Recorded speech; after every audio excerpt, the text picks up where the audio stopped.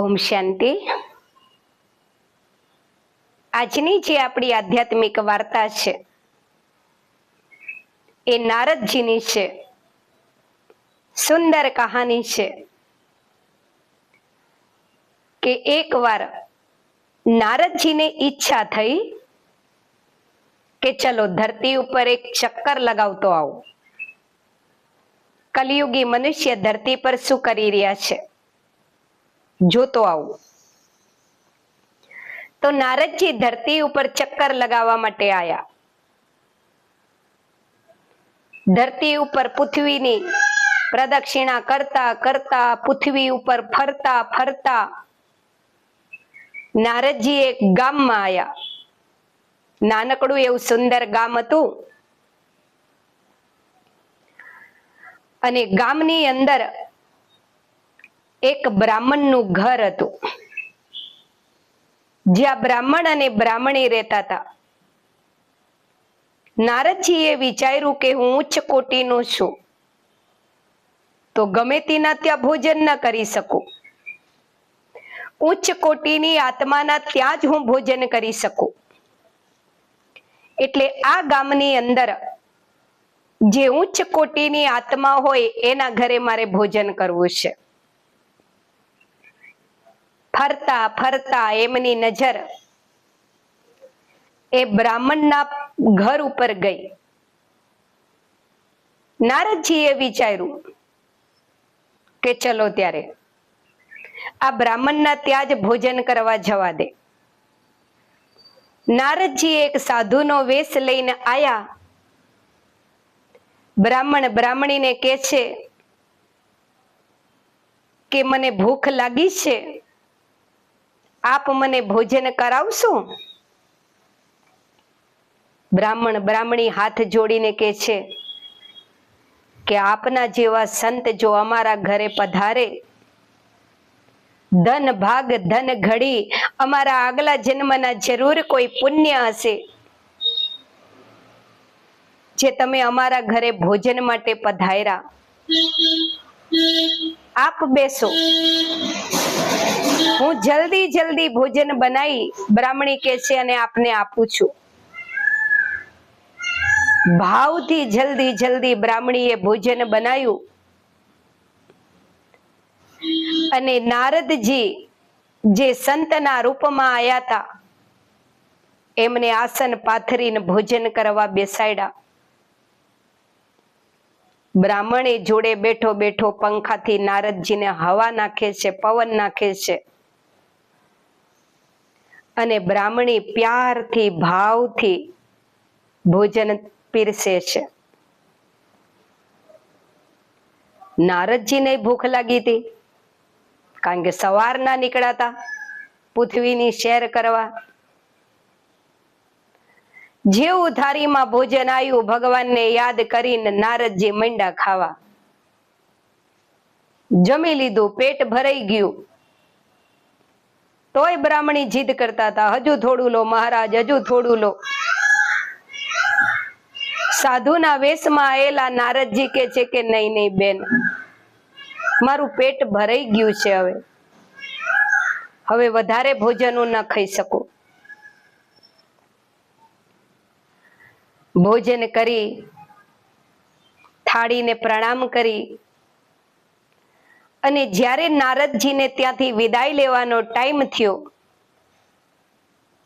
ત્યારે નારદજીએ બ્રાહ્મણ બ્રાહ્મણીને પૂછ્યું કે તમે બે એકલા જ રહો છો? તમારી સંતાનો નથી, કોઈ પરિવારના સદસ્યો કોઈ બીજા?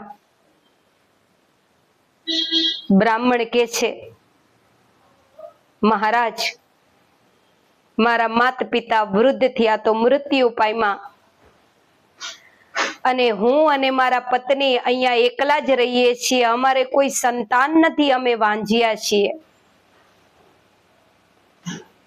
જેવું બ્રાહ્મણે નારદજીને કીધું કે અમારે કોઈ સંતાન નથી, અમે વાંઝિયા છીએ,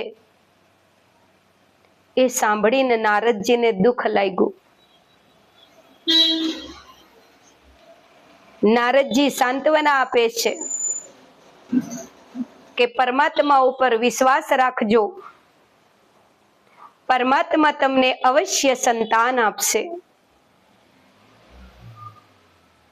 નારદજી ત્યાંથી વિદાય લે છે. વિષ્ણુ લોકમાં ગયા. ત્યાં જઈને વિષ્ણુ ભગવાનને કહે છે, નારદજી કે છે, ભગવાન, ધરતી ઉપર તમારા ભગત છે, બ્રાહ્મણ અને બ્રાહ્મણી બહુ તમારી ભક્તિ કરે છે અને દિલનાય બહુ સારા છે, પવિત્ર આત્મા છે, પણ ભગવાન એમને સંતાન નથી. તો હું એમને કહીને આવ્યો છું કે ભગવાન તમને સંતાન આપશે. તો ભગવાન, મારી એવી ઈચ્છા છે કે તમે એમને એક સંતાન આપો. ભગવાન કે છે, નારદજી, એ બ્રાહ્મણ અને બ્રાહ્મણીના કર્મ એવા છે કે આ જીવન એમને સંતાન પ્રાપ્તિનું સુખ નથી. નારદજી કે છે, પણ ભગવાન, હું તો કહીને આવ્યો છું, મેં એમના ઘરે ભોજન કર્યું છે, એમના ભોજનનું ઋણ છે મારી ઉપર, અને હું કહીને આવ્યો છું ભગવાન તમને સંતાન આપશે એવું. તમારે એક સંતાન થશે, આશીર્વાદ આપીને આવ્યો છું. ભગવાન, એક સંતાને પણ તમે એમને આપો. વિષ્ણુ ભગવાન કે છે, નારદજી, તમે સમજવાનો પ્રયત્ન કરો. દરેક વ્યક્તિના જે પ્રમાણે કર્મ હોય છે એ પ્રમાણે એને જીવનમાં સુખ દુઃખ મળે છે. અને બ્રાહ્મણ અને બ્રાહ્મણીના પણ એવા કર્મ છે, એમના નસીબમાં સુખ નથી સંતાનનું, એટલે એમને સંતાન નહીં થાય. તો નારદજી કશું ન બોલ્યા, ત્યાંથી નીકળી ગયા. નારાયણ નારાયણ કરતા કરતા પોતાના કાર્યમાં લાગી ગયા. આ વાતને કેટલાય વર્ષો વીતી ગયા અને કેટલાય વર્ષો બાદ ફરી નારદજીને ઈચ્છા થઈ કે ચલો એક મૃત્યુ લોકમાં આંટો મારતો આવું. ઘણા બધા વર્ષથી ગયો નથી ધરતી પર. મૃત્યુ લોકના બધા માણસો શું કરી રહ્યા છે, ચક્કર લગાવતો આવું. તો નારદજી પૃથ્વી લોકનું ચક્કર લગાવવા માટે આયા. ચક્કર લગાવતા લગાવતા નારદજીને યાદ આવ્યું કે થોડા વર્ષ પહેલા જ્યારે હું આ ધરતી ઉપર પૃથ્વીનું ચક્કર લગાવવા આવ્યો તો મૃત્યુ લોકનું, ત્યારે હું એક બ્રાહ્મણ પરિવારના ત્યાં ગયો હતો. એમને મને ભોજન કરાયું હતું. આવ્યો છું ધરતી પર, એમના ખબર અંતર પૂછતો આવું. નારદજી ફરતા ફરતા એક ગામમાં આવ્યા જ્યાં બ્રાહ્મણ અને બ્રાહ્મણી રહેતા હતા. એ ઘરે આયા. જેવા નારદજી સાધુના વેશમાં એ ઘરે આયા તો નારદજીએ જોયું કે ફરિયામાં નાના મોટા બાળકો રમતા હતા અને આનંદ ખુશી વાળું ઘરમાં વાતાવરણ હતું. નારદજી સાધુના વેશમાં પધાર્યા. બ્રાહ્મણ બ્રાહ્મણી તો જાણતા નતા નારદજી છે, એમને તો બિચારાને એમ કે કોઈ સંત છે. જેવા સાધુના વેશમાં નારદજીને જોયા, પ્યારથી આવકાર આપ્યો, ઘરમાં બેસાડ્યા, આસન પાથર્યું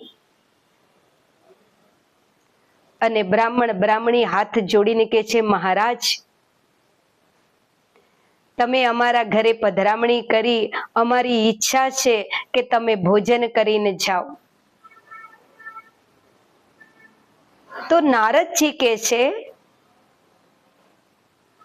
કે હું ભોજન તો પછી કરીશ,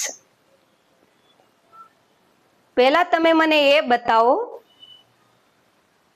કે તમારા આ ફરિયામાં જે બાળકો રમે છે કોના છે? પાડોશીના બાળકો રમવા આયા છે? બ્રાહ્મણ બ્રાહ્મણી કે છે નહીં નહીં મહારાજ, એ અમારા દીકરાઓ છે.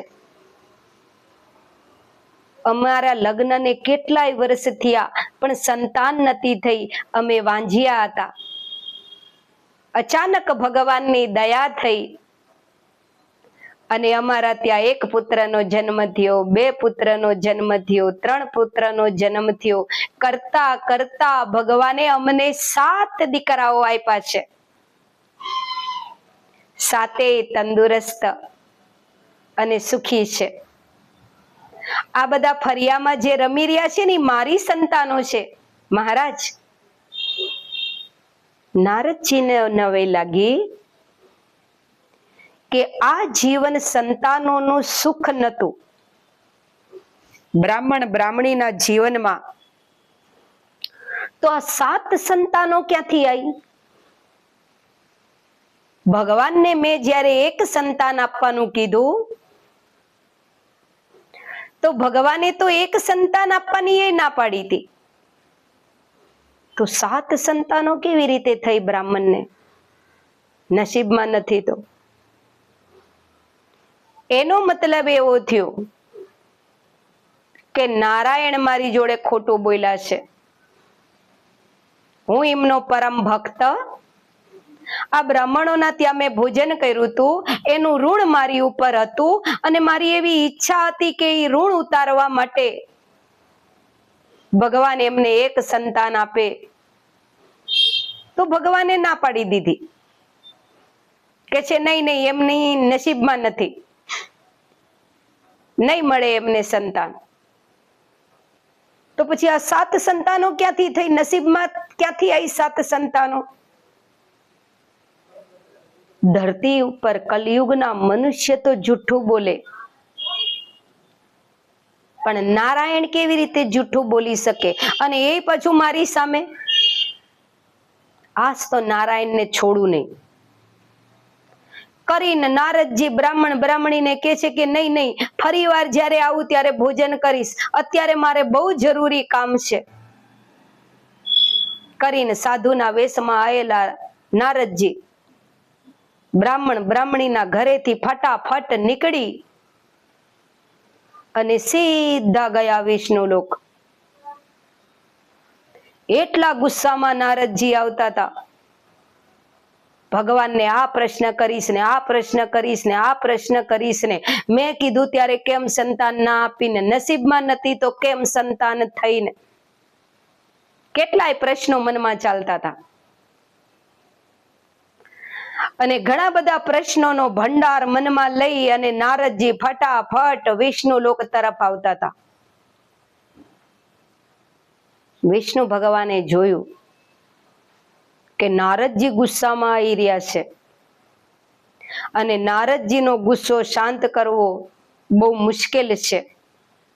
એ વધારે ગુસ્સો કરે, વધારે કઈ બી મને કે, એ પહેલા મારે એમના ગુસ્સાને શાંત કરવો પડશે. કારણ કે જો ગુસ્સામાં નારદજીએ મને કોઈ શ્રાપ આપી દીધો તો મારે પાછું ધરતી ઉપર એ શ્રાપને ભોગવવા જવું પડશે. જેવા નારદજી વિષ્ણુ લોકમાં વિષ્ણુ ભગવાન પાસે આયા અને નારદજી કઈ બી ભગવાનને કે, એ પેલા વિષ્ણુ ભગવાન રાડો પડતા હતા, બહુ પેટમાં દુખે હે, રહેવાતું નહીં, બહુ પેટમાં દુખે હે, રહેવાતું નહીં. હવે જેવા ભગવાનને તકલીફમાં જોયા, ભગત હતા ને, શું થયું ભગવાન, શું થયું તમને કે છે? તો કે છે નારદ, પેટમાં બહુ દુખે હે, રહેવાતું નહીં. નારદજી કે છે ભગવાન, હું અત્યારે જ વૈદ્યને બોલાવતો આવું.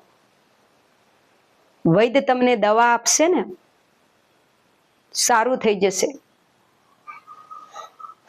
વિષ્ણુ ભગવાન કે છે નારદ, મને જે પેટમાં દુખવા ઉપડ્યું છે ને એની દવા કોઈ વૈદ્ય જોડે નહીં. એ કે છે ભગવાન, નારદજી કે છે એવું કેવું પેટમાં દુખવા આવ્યું જેની દવા કોઈ વૈદ્ય જોડે નહીં?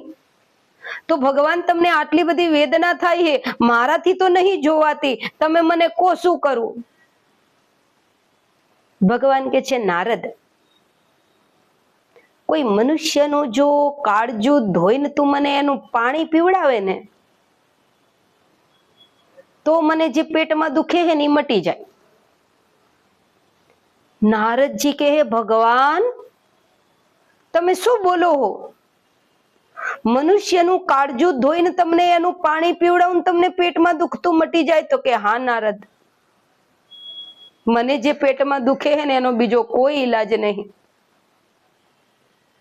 મનુષ્યનું તું કાળજું લાય અને એ ધોઈને તું મને પાણી પીવડાય તો મને પેટમાં દુખતું મટે, નતર આ દુખાવો હું એટલો સહન નહીં કરી શકું.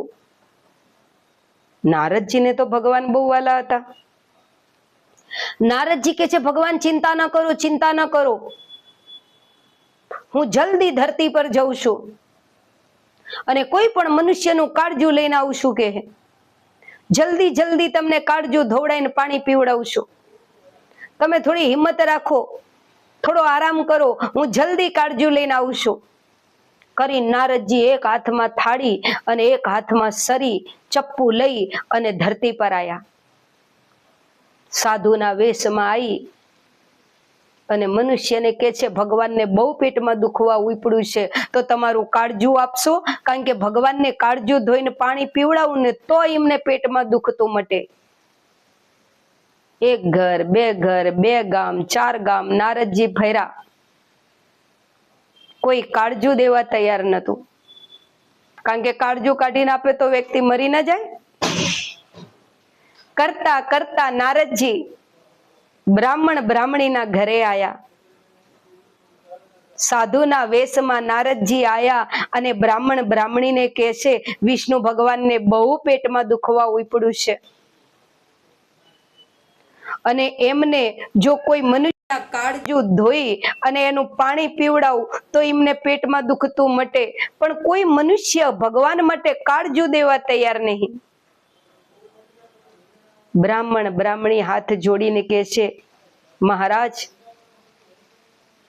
કાળજું ધોઈને પાણી પીવડાવવાથી જો ભગવાનને પેટમાં દુખતું મટી જતું હોય તો લાવો અમે અમારું કાળજું આપવા તૈયાર છીએ.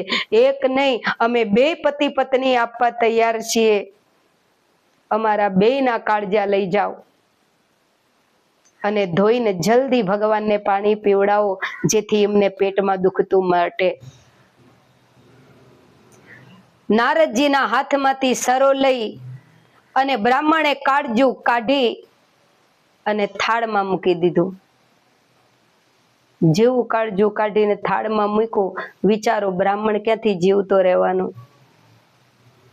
બ્રાહ્મણી એ કે છે મારા પતિ વગર જીવીને હું શું કરીશ, તમે મારું કાળજું લેતા જાઓ, ક્યારેક ફરી ભગવાનને દુખાવો ઉપડે તો મારા કાળજાનું પાણી ધોઈને તમે ભગવાનને પીવડાવજો, મટી જશે. બ્રાહ્મણીએ કાળજું કાઢીને આપી દીધું. એકના બદલે 2 કાળજા મળી ગયા. પેલા એક નતું મળતું, 2 કાળજા મળી ગયા. લઈને નારદજી દોડતા વિષ્ણુ લોક ગયા અને જઈને વિષ્ણુ ભગવાનને કે છે ભગવાન, બહુ બધા ગામ ફર્યો, ત્યારે એક ગામમાં માંડ મને કાળજું મળ્યું. પેલા તો કોઈ કાળજું દેવા જ તૈયાર નતું ભગવાન, અને જ્યારે તૈયાર થયા ત્યારે એકના બદલે 2 વ્યક્તિઓએ આપ્યું કાળજું. જલ્દી જલ્દી હું તમને કાળજું ધોઈને પાણી પીવડાવું એટલે તમને પેટમાં દુખતું મટી જાય. ભગવાન કે છે નારદજી તમે ગયા ને પછી થોડી વારમાં મને મટી ગયું તું પેટમાં દુખતું. નારદજી કે હું વાત કરો હો ભગવાન, તમને પેટમાં દુખતું મટી ગયું? તો કે છે હા. તો કે છે ભગવાન તમારે મને કહેવાય ને તમને પેટમાં દુખતું મટી ગયું. ધરતી ઉપર એક બ્રાહ્મણ બ્રાહ્મણી કેટલો સરસ શાંતિથી જીવન જીવી રહ્યા હતા. અને મેં એમને જઈને ત્યાં મારી તકલીફ જ્યારે બતાવી તો એ બે પતિ પત્નીએ મને કાળજા કાઢીને આપ્યા અને કીધું કે જાઓ જલ્દી કાળજું ધોઈને ભગવાનને પાણી પીવડાવો તો ભગવાનને દુખાવો મટી જાય. ભગવાન કે છે કઈ વાંધો નહીં નારદજી, સામે જે કબાટ છે ને એમાં રાખી દો ને, મને જ્યારે ફરી પેટમાં દુખે ત્યારે એ કાળજું ધોઈને પીવડાવજો પાણી. નારદજીએ સામે જઈને કબાટ ખોલ્યો તો અંદર 7 કાળજા પડ્યા હતા. નારદજી કે છે ભગવાન, આ કબાટમાં તો 7 કાળજા પડેલા છે અને તોય તમે ધરતી પર મને કાળજું લેવા માટે મોકલો. ભગવાન કે છે નારદજી, મારા ધ્યાન બહાર વયું ગયું હતું, કબાટમાં કાળજા પડ્યા છે ને મને યાદ જ નતા. નારદજી કે છે ભગવાન, તમે આવું કેવી રીતે કરી શકો?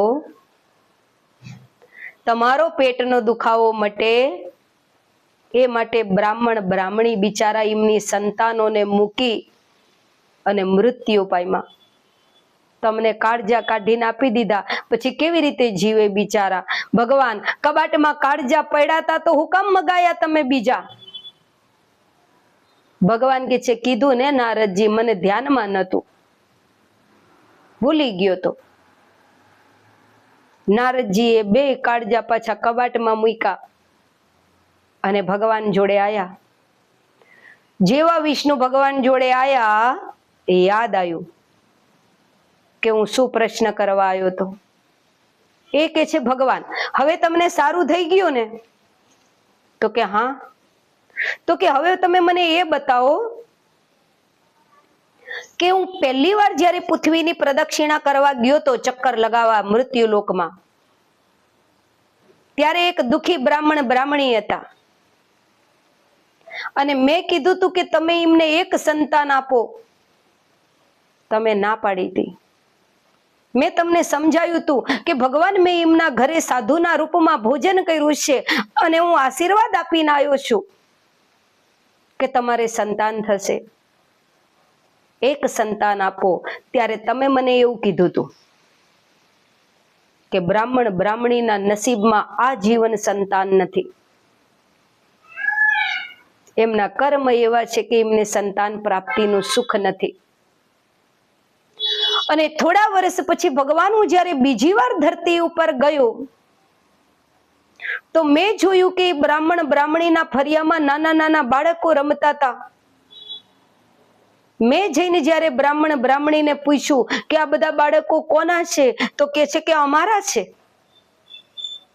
ભગવાન, એ બ્રાહ્મણ બ્રાહ્મણીના ત્યાં 7 દીકરાઓ રમતા હતા, તંદુરસ્ત, સરસ. અને બ્રાહ્મણ બ્રાહ્મણી તો એટલા ખુશ આનંદમાં હતા, 7 સંતાનોની પ્રાપ્તિ થઈ હતી. તો ભગવાન, તમે મને એ બતાવો કે મેં જ્યારે એક સંતાન આપવાનું કીધું ત્યારે તમે મને એવું કીધું કે એમના નસીબમાં સંતાનનું સુખ નથી, તો 7 સંતાનો એમને કેવી રીતે પ્રાપ્ત થયા? મેં કીધું તો તમે ના આપ્યા અને પછી તમે એમને આપ્યા. ભગવાન કે છે નારદજી, તમે મને એક પ્રશ્નનો જવાબ આપો કે મેં જ્યારે એવું કીધું કે કોઈ મનુષ્યનું કાળજું ધોઈને મને પાણી પીવડાવો તો મને પેટમાં દુખતું મટે, તો તમારી જોડે કાળજું હતું, તમે એ કાઢીને મને પાણી ન પીવડાવ્યું, તમે ધરતી ઉપર ગયા કાળજું લેવા અને જે બ્રાહ્મણ બ્રાહ્મણીએ તમને કાળજું આપ્યું ને, મારા ઉપર જીવન બલિદાન કરી દીધું ને, એવા આગલા 7 જન્મોની અંદર મારી પાછળ એમને જીવન બલિદાન આપ્યું. આ એક જન્મ નહીં, આગલા 7 જન્મોની અંદર એમને મારી પાછળ આખું જીવન વ્યતીત કર્યું છે અને મારી પાછળ જીવનનું બલિદાન આપ્યું છે. આ એમનો 8મો જન્મ છે અને 8મા જન્મની અંદર એમને સંતાન સુખ નતું લખેલું, પણ જ્યારે એ મારી મૂર્તિ સામે બેસીને 2 હાથ જોડીને મને પ્રાર્થના કરતા હતા કે હે ભગવાન, આખું ગામ અમને વાંજિયા કે છે, લોકો અમારું મુખે જોવા તૈયાર નથી, એમના સારા પ્રસંગોમાં અમને કોઈ બોલાવતું નથી, ભગવાન અમને કોઈ દાન દક્ષિણાય આપતું નથી, વાંજિયા વાંજિયા કઈને બધા અમને ધૂતકારે છે, તો ભગવાન તમે અમને સંતાન આપો. અને એ બ્રાહ્મણ બ્રાહ્મણીની પોકાર સાંભળી અને મેં એમને 1 નહીં 7 દીકરાઓ આપ્યા. નારદજી આગલા 7 જન્મોની અંદર એમને મારી ઉપર જીવન ન્યોછાવર કર્યું, તો એમના નસીબમાં ન હોય તોય મારે આપવું પડે. એમની પુણ્યની પૂંજી એટલી આગલા જન્મની વધી ગઈ હતી કે જ્યારે મારી જોડે માગે તો નસીબમાં ન હોય તોય આપવા માટે હું મજબૂર હતો. તમારી જોડે કાળજું હતું ને, તમે કેમ ના આપ્યું? અને ધરતી પર કોઈ બીજા મનુષ્યનું લેવા ગયા? તો વિચારો નારદજી,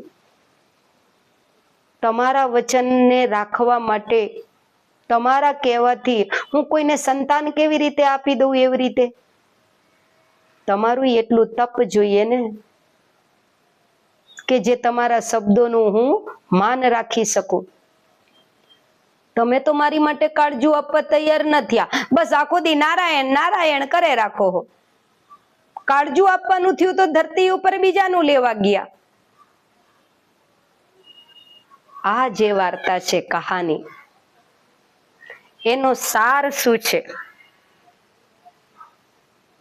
આવું કોઈ દિવસ બન્યું ન હોય ધરતી ઉપર. ભગવાનને કોઈ પેટમાં ન દુખે, અને ભગવાનને કઈ પેટમાં દુખે તો કઈ કોઈ કાળજુ ધોવે ને પાણી પીવે ને મટી જાય એવું ન હોય. પણ સંતો આપણને આવી કથામાં કહાનીઓ સંભળાવતા હોય છે, અને આ કહાની જે સંતો આપણને સંભળાવે છે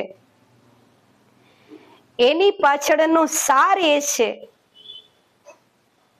કે આપણે જે 84ના ચક્કરમાં ફરીએ છીએ, આપણે જે જન્મ મરણના ચક્કરમાં ફરીએ છીએ,